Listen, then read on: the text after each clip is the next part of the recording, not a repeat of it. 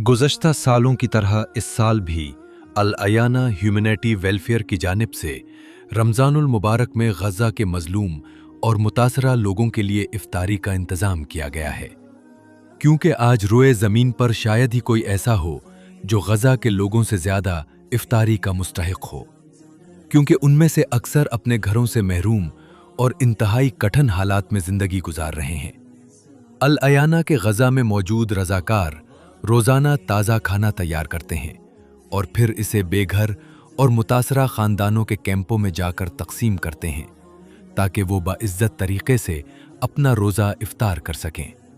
हालिया इफ्तारी की तक़सीम में पाकिस्तान से मौलाना पीर ज़ुल्फ़िकार अहमद नक्शबंदी रहमतुल्लाह अलैह के खलीफा मौलाना मासूमुल हक और उनके रुफ़क़ा की जानिब से भेजी गई इमदादी रकूम से गज़ा के मुतासरा लोगों में इफ्तारी का इंतज़ाम किया गया। आप भी इस कार खैर में हिस्सा डाल सकते हैं। गज़ा के रोज़ादारों को इफ्तार करवाने के लिए अल अयाना के साथ ताउन करें। अभी www.alayana.org विजिट करें और अपना अतिया देकर इस नेकी में शरीक हों।